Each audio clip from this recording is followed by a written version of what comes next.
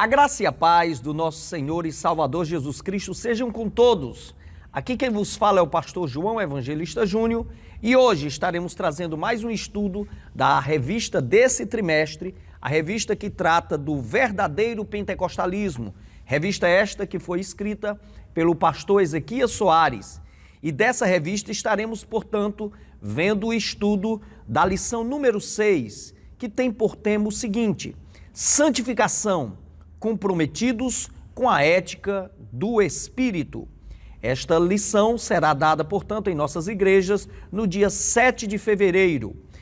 O texto áureo, portanto, dessa lição é o seguinte: segui a paz com todos e a santificação, sem a qual ninguém verá o Senhor. Hebreus capítulo 12, versículo 14. A verdade prática dessa lição é a seguinte: santificação é a especialidade do Espírito Santo. Ela é instantânea e ao mesmo tempo progressiva, pois acompanha o crescimento espiritual do crente. A leitura bíblica em classe se encontra em 1 Pedro, capítulo 1, versículo 13 até o versículo 23. E diz o seguinte: portanto, cingindo os lombos do vosso entendimento, sede sóbrios e esperai inteiramente na graça que se vos ofereceu na revelação de Jesus Cristo, como filhos obedientes, não vos conformando com as concupiscências que havia antes em vossa ignorância, mas, como é santo aquele que vos chamou, sede vós também santos em toda a vossa maneira de viver, porquanto escrito está: sede santos, porque eu sou santo.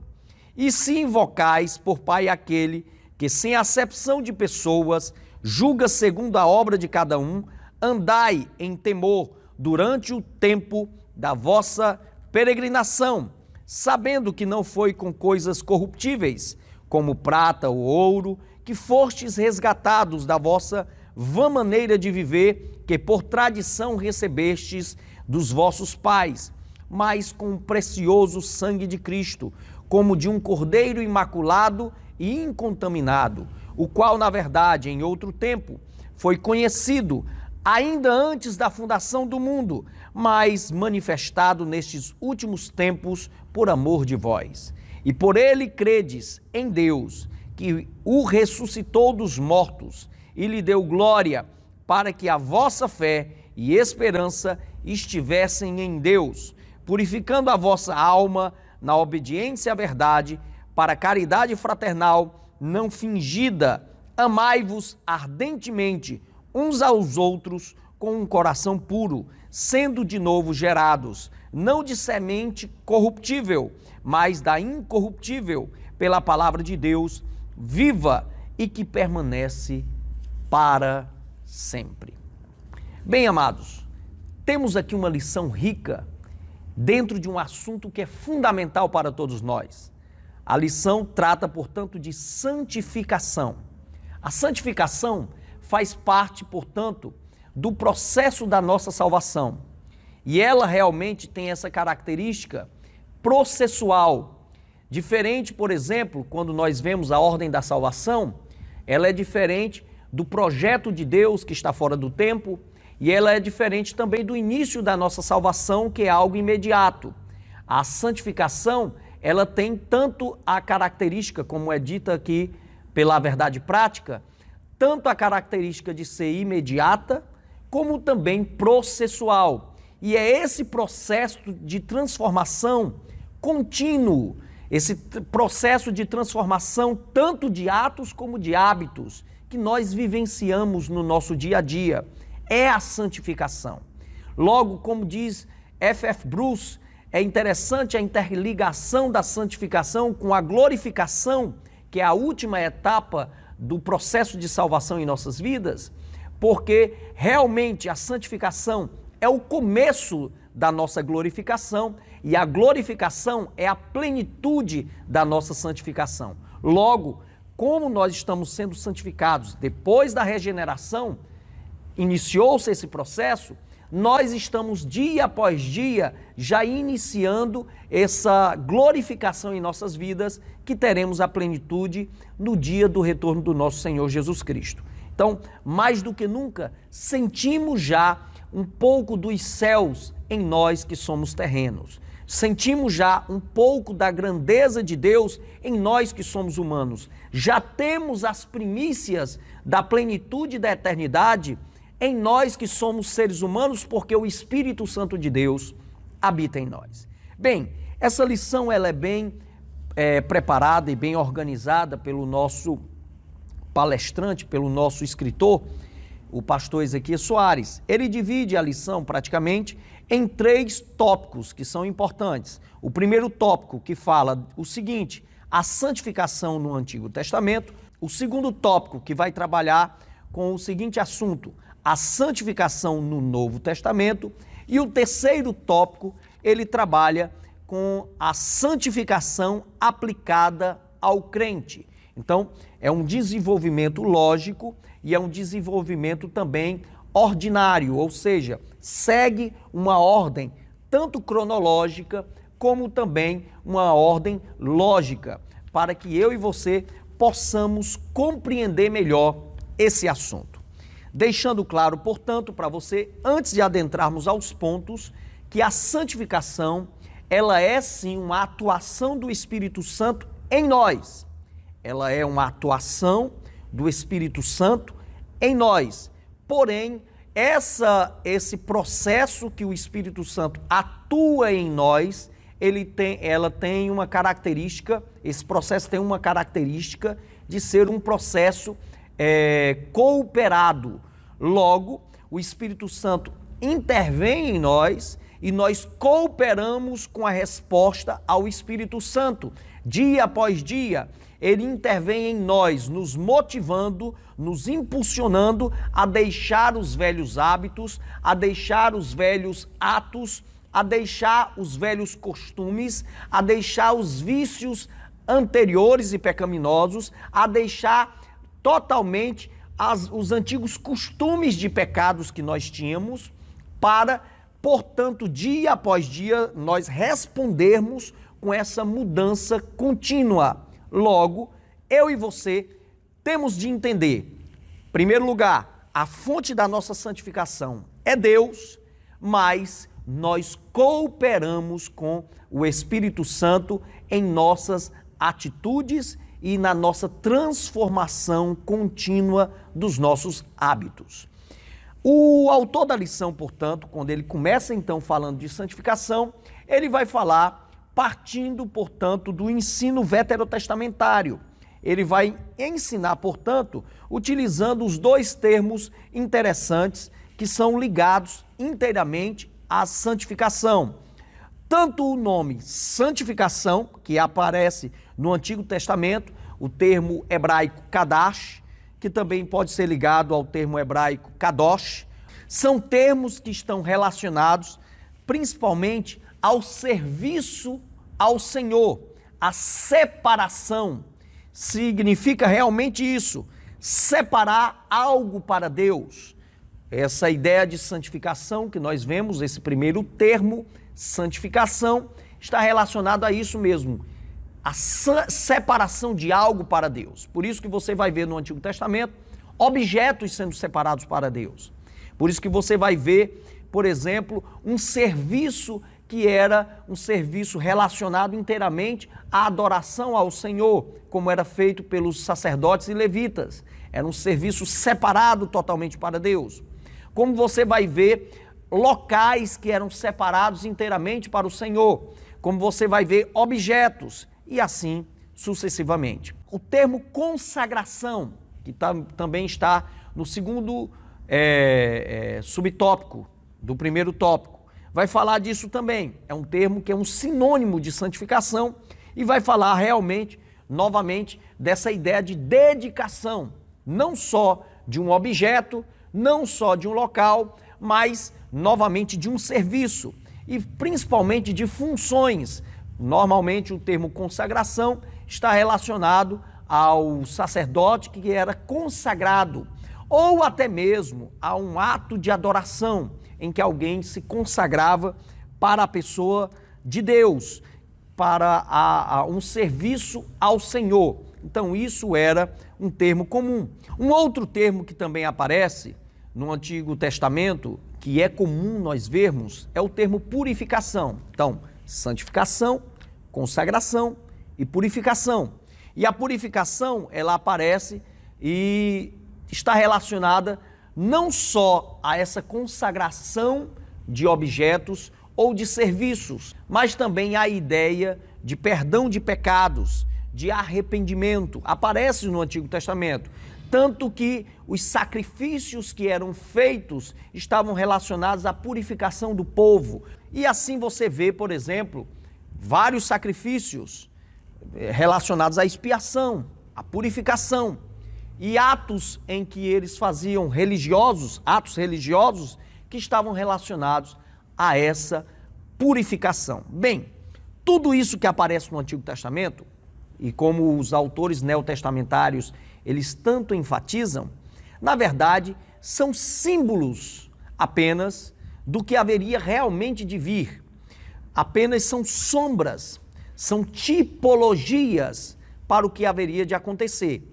Apesar de que há realmente uma reverência que deve ser seguida como um hábito nosso, a reverência que deve ser seguida num princípio ético nosso, uma reverência de adoração, de consagração, de santificação e de purificação, mas a essência dessa reverência, ela está muito mais no interior do que no exterior. O princípio neotestamentário, portanto, que nós já entramos no segundo tópico falando sobre isso, não está preso propriamente à ideia apenas de uma religiosidade ou de um protocolo religioso, mas está relacionado principalmente a uma transformação que vem de dentro para fora. Então, esse é o princípio ético que nos distingue de religiões que existem, que definem, por exemplo, atos e rituais que são rituais também de purificação. Nós não estamos presos a holocaustos, nós não estamos presos a objetos mágicos, nós não estamos presos a locais mágicos. Nós cremos, na verdade, numa transformação processual interior em nós, que dia após dia nós deixamos princípios incorretos morais para vivermos uma vida mais íntegra, mais justa, em adoração e priorizando a pessoa do nosso Deus. É nesse sentido de santificação que nós cristãos enxergamos o Antigo Testamento. E realmente o próprio Antigo Testamento enfatiza isso. O salmista deixa isso claro mesmo no Salmo 1, por exemplo, como uma pessoa que adora a Deus, ela tem prazer na lei do Senhor e ela deixa de lado os antigos hábitos e até costumes incorretos, porque ela tem um prazer, a felicidade, a fonte da alegria dela é estar meditando e vivenciando a palavra de Deus.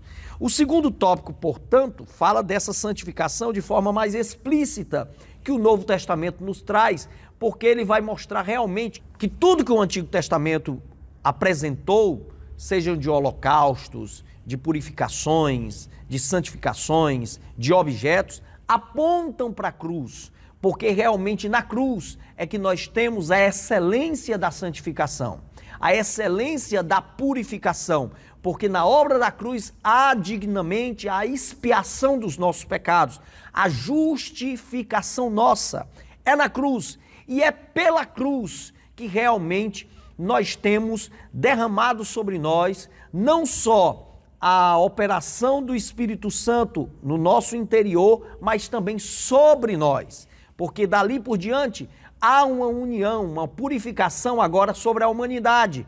Em que sentido? Não só de um povo, de uma nação, mas agora de gente de todos os povos, de todas as raças, tribos e línguas, unidos pelo sangue de Cristo em um só povo, que é o povo que foi comprado pelo sangue do Cordeiro, que agora sim é digno de ser chamado povo de Deus, filho de Deus, dignos da verdadeira adoção. Nesse sentido, Não quer dizer que Israel não tinha isso, mas Israel era uma proto-igreja, era apenas a raiz para realmente essa expansão plena que há com a igreja de Cristo pós o Calvário. Então, nesse sentido, nós vemos que agora há uma plenitude dessa manifestação de santificação no Novo Testamento. E o autor é feliz em enfatizar justamente que essa ação santificadora, ela é uma obra trinitariana, ela é uma obra das três pessoas da Trindade. Nós enfatizamos, claro, sempre a pessoa do Espírito Santo, por ser ele o nosso Paráclito, mas pelo que eu já falei aqui, fica claro, é um plano eterno de Deus, é conquistado pela pessoa do Senhor Jesus e ele é aplicado pela pessoa do Espírito Santo em nós. Então, é algo que é grandioso, economicamente falando, como nós falamos, o plano de salvação, a economia da salvação, é algo que nós vemos as três pessoas atuando. E se nós falarmos de uma operação externa de Deus, a Trindade inteira está trabalhando em nós. Por isso que o Senhor Jesus, ele deixa claro que quando ele subisse aos céus e nós estivéssemos crendo nele, ele viria com o Pai habitar em nós. Então o Pai e o Filho habitam em nós, como também o Espírito Santo. Isso é que é grandioso. A natureza da santificação, portanto, é o que eu estava expondo para vocês. Não existe um ritual para a santificação. Muitas pessoas, às vezes, por exemplo, levam de forma incorreta a ideia do batismo nas águas como se fosse um ritual de santificação. No dia que somos batizados nas águas, irmãos, não há ali a regeneração. O homem velho não morre ali. Ali simboliza esse momento que já aconteceu na conversão, que já aconteceu na regeneração. A pessoa que está sendo batizada nas águas, nós presumimos que ela já foi regenerada, já foi convertida. Ela ali apenas está confessando para o mundo que isso já aconteceu. É uma confissão pública. Não existe santificação quando nós colocamos o óleo sobre a cabeça de alguém. Ali também é meramente simbólico. Não há poder de Deus no óleo. Tem igrejas por aí trabalhando com o óleo e mistificando o objeto. Ali não quer dizer nada, ali é apenas símbolo. Simboliza a pessoa do Espírito Santo que já está em nós. E se há uma consagração ministerial, nós utilizamos o óleo apenas para simbolizar essa separação dessa pessoa para um determinado ministério. Mas nós já cremos que essa separação já aconteceu na vida dela. Não uma questão meramente mística ou sobrenatural. Portanto, a santificação, como nós já explicamos, ela faz parte do processo da ordem da nossa salvação. Ora, no dia que você foi regenerado, você nasceu de novo. No dia que você foi regenerado, você deixou a vida velha. No dia que você foi regenerado, morreu o seu velho homem. Então, na sua conversão e regeneração, você deixou a vida velha, você deixou o mundo velho, você morreu para a vida velha, você nasceu de novo. Você é uma nova criatura. Portanto, a sua natureza foi transformada em Cristo. O homem que estava morto agora está vivo espiritualmente. O seu comportamento foi transformado. Portanto, dessa maneira, houve ali, naquele instante, na regeneração, de forma imediata, uma mudança na sua vida. E junto com a regeneração, portanto, acontece a justificação, legalmente, posicionalmente, diante da presença de Deus, todos os seus antigos delitos foram apagados. E agora você foi justificado, foi tornado justo diante dos olhos de Deus. Mas existe o que em 1 Coríntios, capítulo 1, versículo 2, deixa claro. Junto com a justificação, a santificação posicional. Ou seja, além de uma mudança de posição sua, numa perspectiva do tribunal divino, acontece também uma mudança de estado na sua vida espiritual. Ou seja, você agora é santo aos olhos de Deus. Você foi santificado de forma imediata. É a santificação posicional. Você agora é justo e santo aos olhos de Deus, pela obra vicária de Cristo, claro. Isso porque você foi unido misticamente ao corpo de Jesus. Isso tudo é sobrenatural. Nós não estamos falando de rituais. Nós não estamos falando de algo material, nós estamos falando do momento que você foi salvo. Algo sobrenatural na sua vida. O Espírito Santo agora veio sobre você. E como é dito lá em Efésios capítulo 1, verso 13 e 14, você agora foi selado pelo Espírito. Você agora tem a garantia, o penhor do Espírito. A prova de que você é salvo é a presença do Espírito Santo em você. Por isso, como lá em Romanos capítulo 8, verso 16 em diante, diz claramente, você foi feito filho de Deus e você pode dizer, Abba, Pai, porque agora você tem a filiação e o Espírito Santo de Deus dá para você o direito de sensibilidade de filho para com Deus. Agora, daquele momento em diante que você foi salvo, da regeneração, da justificação, da santificação posicional, iniciou-se em sua vida o processo de santificação progressiva, que é essa que o texto mesmo quer falar. Que é o dia após dia você está vencendo os velhos e maus hábitos. Ora, você era acostumado a pecar. Agora você nasceu de novo, a tendência do seu coração agora é buscar as coisas de Deus. Mas ainda você tem os resquícios do pecado em você, você tem os costumes do pecado, e você tem que lutar contra os desejos e contra os resquícios do pecado. O seu coração, claro, é mais tendencioso para as coisas de Deus porque você nasceu de novo e o seu prazer agora é fazer as coisas de Deus, mas ainda você falha. E por isso que você tem que buscar dia após dia vencer os maus costumes pecaminosos. Sendo mais prático, vamos dar um exemplo. Vamos dizer que antes você gostava de mentir e era acostumado a mentir. Se você foi salvo, regenerado, você já não tem mais prazer na mentira. E se mente, você se sente mal, porque o Espírito Santo habita em você. Mas você é acostumado a mentir. Então você tem que lutar contra esse costume. Tem que lutar contra esse hábito, esse comportamento pecaminoso. Para que você, dia após dia, possa vencer o seu velho eu, os seus velhos costumes, está se revestindo da pessoa de Cristo. Dia após dia, vencendo os antigos desejos e os antigos hábitos, para agora estar adotando um novo comportamento, um comportamento regido pela pessoa do Espírito Santo. É nesse sentido que nós temos a santificação progressiva. E por que ela é progressiva? Porque quem nasceu de novo tem o prazer de todos os dias melhorar para Deus. Não quer dizer que não hajam ondulações na vida espiritual. Há momentos sim de clímax, há momentos de declínio, há momentos difíceis, de diversidade. É realmente uma questão ondular. Mas uma coisa é certa, quem realmente foi santificado, essa pessoa, ela não consegue viver uma vida espiritual de declínio apenas. Ela é tendenciosa, ela é impulsionada pelo Espírito Santo de Deus a querer se santificar. E ela vai viver novamente um momento de reavivamento, de renovação espiritual. É nesse sentido a ideia da santificação, o constante renovo. E uma coisa interessante, é progressiva a santificação, por quê? Porque é a experiência nova que você tem com Deus.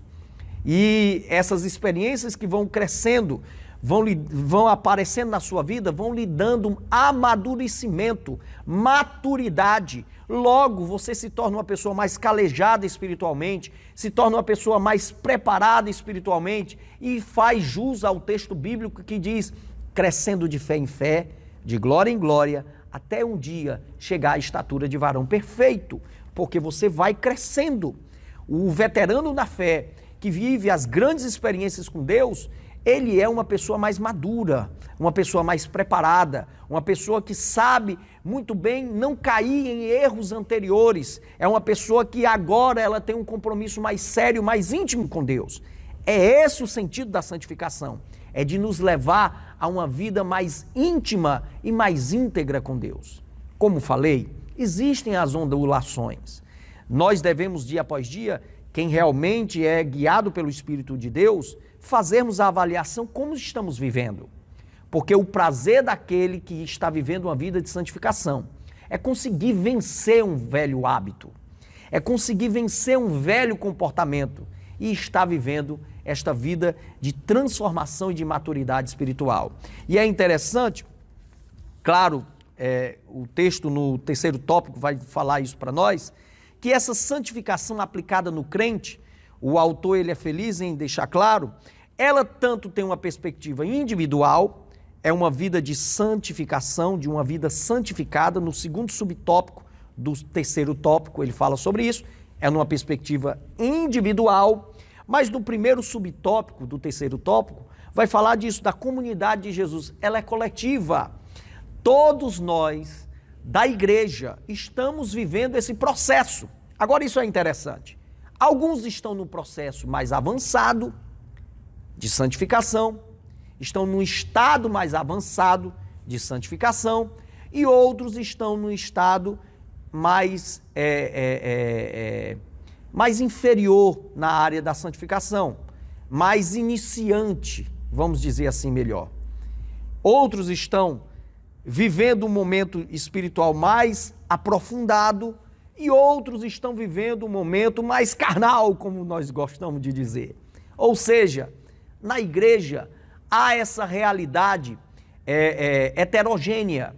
Alguns estão num estado mais avançado em santificação e outros estão vivendo um estado de santificação mais de um iniciante realmente, ou de um estado de espiritual até mesmo menos avançado, tá certo? Então, essa é a realidade que nós vemos em nossas igrejas. Mas uma coisa é certa, a igreja inteira está vivendo esse processo de santificação. Cada crente está vivendo isso. A igreja, dia após dia, está sendo purificada. E purificada do quê? Dos maus comportamentos, dos maus hábitos, do pecado. E isso é que é interessante, irmãos, mesmo em nossas igrejas locais, que nós sabemos que nem todos que estão ali são salvos. Nós podemos ver até pecados que existem no mundo, dentro da igreja. Podemos ver coisas terríveis que estão no mundo, dentro das nossas igrejas locais. Mas uma coisa é certa, o que tem dentro da igreja não há no mundo, porque dentro da igreja há esse processo genuíno de santificação. E os verdadeiros salvos estão vivendo esse processo genuíno de santificação. E, por fim, o último subtópico dessa lição enfatiza a ética. A ética está falando disso mesmo, de hábito, de costume.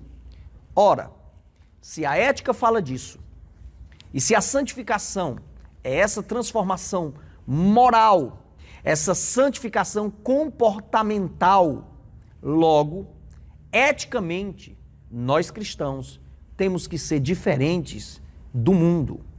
A nossa ética é outra. Os nossos princípios éticos são totalmente outros. Eu e você temos que estar crescendo, temos que ser diferentes. O nosso comportamento, as nossas atitudes devem ser diferentes das do mundo. Logo, a nossa forma de falar deve ser mais inteligente, mais pura. Paulo mesmo fala disso. O que nós falamos, em vez de estarmos com chocarrices, com fofocas, com meninices, nós temos que apresentarmos um modelo de vida exemplar para que as pessoas vejam em nós a glória de Cristo. Da maneira que nós nos relacionamos uns com os outros, em vez de sermos briguentos, confuseiros, facciosos, porfiosos, nós devemos ter uma vida de exemplo de unidade, de irmandade, de amor, de piedade uns para com os outros. Em vez de estarmos vivendo, às vezes, de questões de costume até mesmo, da nossa forma de chegarmos em um determinado local, de interagirmos com as outras pessoas, semelhante à do mundo, nossa maneira de agir deve ser distinta. Eu e você temos que sermos cautelosos, sábios, buscarmos de Deus a prudência, porque isso é que caracteriza um cristão, é de amarmos uns aos outros e de mostrarmos a glória de Deus em nossas vidas. Logo, não devemos estar, irmãos, sendo levados pelo pensamento do mundo. Não devemos ser levados pelo espírito vigente neste mundo. Na verdade, a nossa forma de agir, portanto, deve ser diferente. A nossa forma, portanto, em que nós estamos muitas vezes nos colocando em um determinado local, deve ser diferente. Nós devemos fazer a diferença, não só em nossa geração, mas diante de todos. O nosso comportamento deve ser diferente. Então, em vez de estarmos sendo levados pelo pensamento do momento, vamos fazer a diferença. Vamos ser exemplos, mesmo que rememos contra a maré, mas nós temos que ser exemplos para as outras pessoas. E Paulo nos traz lições como essas lá em Romanos 14. Se muitas vezes o seu comportamento, meu amado, tem causado escândalo para um irmão mais fraco, deixe de fazer aquilo que pode causar escândalo, porque muitas vezes o irmão mais fraco não entende o que você quis fazer ou a sua intenção, e logo pode, muitas vezes, ele ser uma pessoa que seja de alguma forma prejudicada por um ato seu. Por isso que a Bíblia nos ensina lá em Filipenses capítulo 4, versículo 8, tudo que é bom, tudo que é justo, tudo que é puro, se há alguma boa fama, se há algum louvor, é nisso que nós devemos estar pensando. É nisso, em vez de estarmos projetando junto com o pensamento do mundo. A lição, portanto, se encerra falando disso, de comportamento. E eu aqui faço questão de enfatizar como estamos vivendo nós em nossos dias. Como a igreja evangélica tem sido conhecida em nossa geração. Como nós evangélicos temos sido conhecidos em nossa cidade, em nosso bairro. Como nós temos sido conhecidos. É hora de mostrarmos a luz de Cristo em nossas vidas, para que as pessoas possam olhar para nós e não ter o que acusar. Apenas elas terem de dizer, realmente, esse povo é diferente, faz a diferença. Portanto, a santificação é um processo que nós devemos estar vivenciando, porque é a marca do Espírito Santo em nossas vidas. Que Deus em Cristo vos abençoe e fica aqui, portanto, a lição número 6 para vocês, para que você possa meditar e poder repassar essas informações para o debate da aula de domingo. E se você achou interessante, portanto, esse vídeo, compartilhe com outras pessoas, ative o sininho, deixe aí o seu like, esteja pronto para estar vendo os próximos vídeos e se ficou alguma dúvida ou você quer deixar algum comentário, deixe aí embaixo para que nós possamos ver o que você pensou, o que você acha e podermos lhe ajudar de alguma forma. Que Deus em Cristo vos abençoe.